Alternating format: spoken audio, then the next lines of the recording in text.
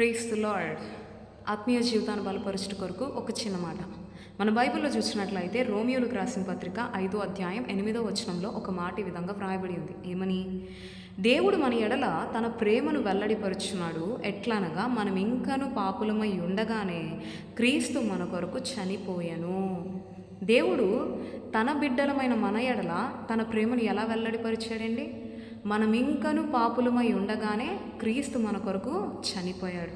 నిజమే, యేసుక్రీస్తు చనిపోవడం ద్వారా, శిలువ మరణం ద్వారా తన ప్రేమను తన బిడ్డలమైన మనకి రుజువుపరిచిన దేవుడుగా ఉన్నాడు. యేసుక్రీస్తు గత 2000 సంవత్సరాల క్రిందట శిలువ మీద శ్రమ అనుభవించాడు. శిలువలో వ్రేలాడదీయబడ్డాడు. శిలువ బహుశ్రమకు సాదృశ్యంగా ఉంది. ఆయన ఎంతో శ్రమ పొందాడు. ఆయన ఆ శ్రమకి పాత్రుడు కాడు. ఆయన ఆ శిలువ శిక్షకు పాత్రుడు కాడు. ఆయన ఆ అవమానాలకి, నిందలకి పాత్రుడు కాడు. కానీ ఎందుకు చేశాడు అంటే నిన్ను ప్రేమిస్తున్నాడు కనుక, తన బిడ్డలమైన మన దోషాలు పరిహరించడం కొరకే ఆ కలువరి శిలువలో తన ప్రాణాన్ని సైతం పణంగా పెట్టాడు. ఆయన పరిశుద్ధుడు. ఆ పరిశుద్ధుని రక్తం ద్వారానే నా పాపాలు కడగబడతాయనే ఆ ఘోర శ్రమను, ఆ యొక్క బాధను, వేదనను అనుభవించిన దేవుడుగా ఉన్నాడు. శిలువ వేయబడ్డాడు. అయితే ఈరోజు ఏమి నీకు అడగాలి అనుకుంటున్నాను అంటే, గత 2000 సంవత్సరాల క్రిందటే ప్రభు నా పాప శిక్షను భరించి పాప విమోచన ఇచ్చాడు.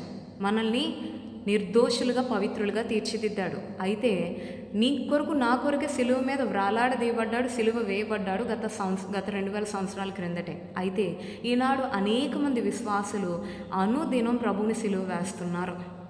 అనుదినం దేవునికి అయిష్టంగా బ్రతుకుతూ, దేవుడు చెప్పింది చేయకుండా దేవుని సిలువ వేసే వ్యక్తులు ఈ లోకంలో చాలామంది ఉంటున్నారు. ప్రియ దేవుని బిడ్డ, ఈరోజు నీవు కూడా అదే జాబితాలో ఉన్నావా? అనుదినం దేవుని సిలువ వేస్తున్నావా? కేవలం గుడ్ ఫ్రైడే రోజున గొప్ప భక్తులుగా ఉండడం కాదు, అనుదినం కూడా ప్రభుకు మెచ్చే భక్తులుగా, ప్రభు దృష్టికి ఇష్టలుగా ఉండాలి. అంటే సిలువ వేయకూడదు, దేవుడు చెప్పింది చేసేవారిగా ఉండాలి, దేవునికి ఇష్టంగా బ్రతకాలి. దేవునికి అయిష్టంగా నొప్పించే వ్యక్తిగా ఉంటే ఆయన బాధపరుస్తున్నావు నువ్వు. కాబట్టి ఎంతకాలం బాధపరుస్తావు? ఎంతకాలం దేవుని కృంగగొట్టాలనుకుంటావు? ఎంతకాలం దేవుని ప్రేమను అర్థం చేసుకోవు? ఆయన సహిస్తాడు అని నీకు నచ్చినట్లా జీవిస్తావు. నీకు నచ్చినట్లా నువ్వు జీవిస్తే తద్వారా నీకు వచ్చేది శిక్షే. కానీ దేవునికి నచ్చినట్లా నువ్వు జీవిస్తే తద్వారా నీకు వచ్చేది నిత్య రాజ్యం అన్న విషయాన్ని గుర్తించి దేవుని సిలువ వేయడం మాని దేవుని ఘనపరచడం మొదలుపెట్టు. తద్వారా దేవుడిచ్చిన నిత్య రాజ్యానికి హక్కుదారుడిగా, హక్కుదారురాలుగా జీవించు.